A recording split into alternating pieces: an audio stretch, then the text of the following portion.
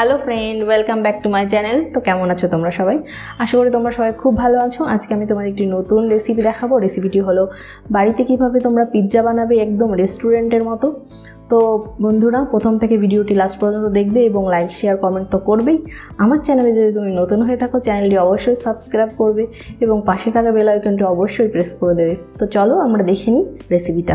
Micro ওভেনে pizza বানানোর জন্য এখানে আমি নিয়েছি রিং করে রাখা পেঁয়াজ, কেটে রাখা টমেটো এবং গাজর, আর নিয়েছি বাড়ির হোমমেড চিজ, যেটা আমি বাড়িতেই বানিয়ে রেখেছিলাম। এখন আমি নিয়ে নিচ্ছি একটি পাত্রে 1.5 কাপ মতো ময়দা।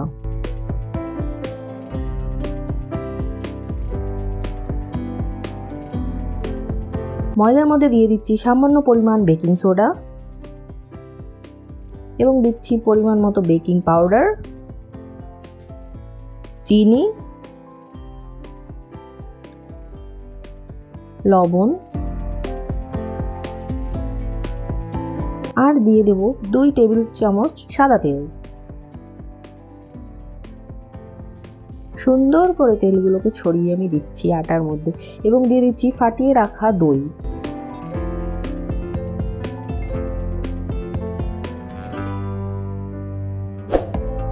আটাটাকে মেখে নেব।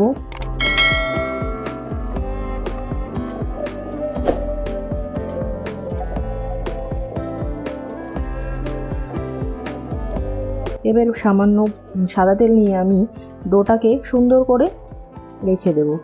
এবার দিয়ে দিচ্ছি অরিগ্যানো সসের মধ্যে, টমেটো সস নিয়েছি আমি এখানে, অরিগ্যানোটা দিয়ে দেব। তারপরে দিচ্ছি আদা পেস্ট 1 টেবিল চামচ। এবার দিচ্ছি লাল কাশ্মীরি লঙ্কার গুঁড়ো। তারপরে চামচ দিয়ে আমি এটাকে খুব সুন্দর করে মিক্স করে নেব।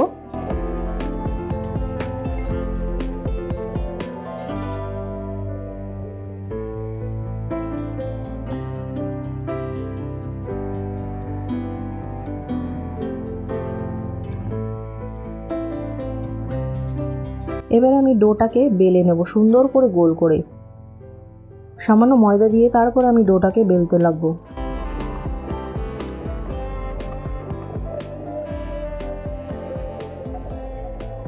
ডোটা একটু মোটা করে বেলতে হবে, কারণ পিৎজাটা একটু না ফুললে ভালো লাগবে না। সুন্দর করে গোল করার চেষ্টা করছি আমি, কিন্তু একটু এদিক ওদিক হয়ে যাচ্ছে। আবার আমি একটু ময়দা দিয়ে সুন্দর করে আবার বেলে নেব। বেলা আমার হয়ে গেছে, রুটিটা যত সামান্য গোল হয়েছে। এবার আমি হালকা হাতে এটাকে তুলে নিচ্ছি। তুলে নিয়ে একটি থালা ব্যবহার করব এই পিৎজাটা বানানোর জন্য। তার জন্য থালায় একটুখানি সামান্য তেল নিয়ে, সাদা তেল নিয়েছি আমি এখানে, সাদা তেল নিয়ে থালার গায়ে লাগিয়ে দিচ্ছি, যাতে পিৎজাটা খুব সুন্দরভাবে উঠে যায় পরে। এবার আমি রুটিটা আমার গোল হয়েছিল না ঠিকঠাক, কিন্তু আমি হাত দিয়ে চেপে চেপে গোল করার চেষ্টা করছি।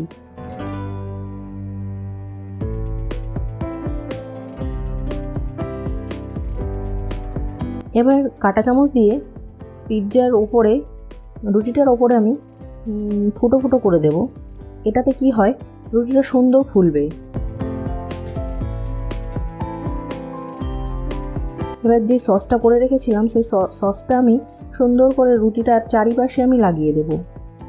সুন্দর করে গোল করে লাগাতে হবে, সব জায়গায় যেন সমান পরিমাণে সসটা পৌঁছায়।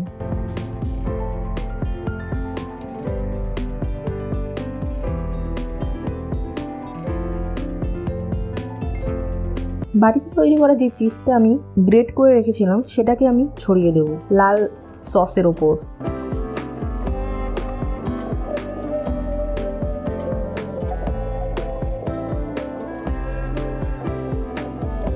এবার আমি দিয়ে দিচ্ছি ভেজিটেবলগুলো। প্রথমে আমি রিং করে রাখা পেঁয়াজগুলো দিয়ে দিচ্ছি, তারপরে দিয়ে দিচ্ছি লাল লাল টমেটো।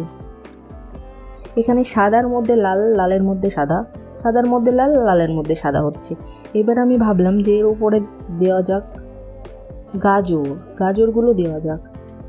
তো এরপরে আমি টমেটোগুলো দেওয়া শেষ হওয়ার পরেই এক এক করে গাজর কুচিগুলো দিতে লাগলাম। এবার দেখো কালারটা কি সুন্দর লাগছে, লাল, সাদা এবং কমলা।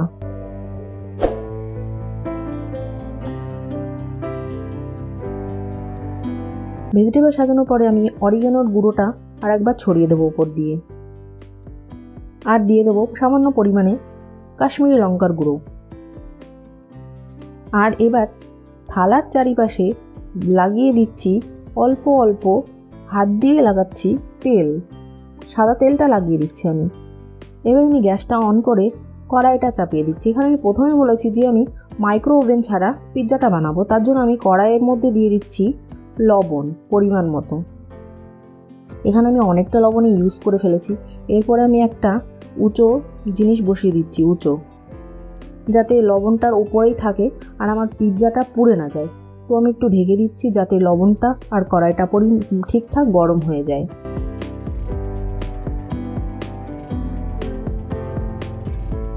চামচ দিয়ে দেখছি যে হ্যাঁ, লবণটা পরিমাণ মতো গরম হয়ে গেছে, আমাদের পিৎজা দেওয়ার মতো হয়ে গেছে গরম। এবার আমি পিৎজার থালাটাকে লবণের উপর বসিয়ে দিলাম। আবার আমি থালাটা দিয়ে ঢেকে দিচ্ছি। থালাটা দিয়ে সুন্দর করে ঢাকতে হবে যাতে এদিক ওদিক বেরিয়ে না যায় হাওয়াটা। মাঝে মধ্যে আপনি চেক করে দেখবো আমি যে হয়েছে কি না, কিন্তু এখানে আমি 10 থেকে 15 মিনিট পরে আমি থালাটা খুললাম এবং আমি দেখছি যে পিৎজার রুটিটা আমাদের ফুলে গেছে ভালো। তো এবার আমি বুঝতে পারছি যে হয়ে গেছে। তো আমি এবার কেটে নেবো। এবার আমি ভাবছি যে এদিক থেকে কাটবো না ওই দিক থেকে কাটবো। তো ঠিক আছে, আমি এদিক থেকে কেটে নিচ্ছি। এবার আমি পিৎজাটাকে সাইজ করে কাটছি।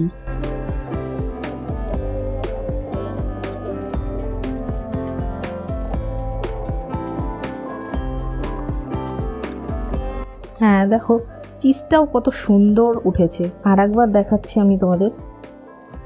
দেখো পিৎজাটা কত সুন্দর নরম হয়েছে। তো এইভাবে তোমরা পিৎজাটা বানাবে আর খেয়ে দেখবে যে কেমন হয়েছে।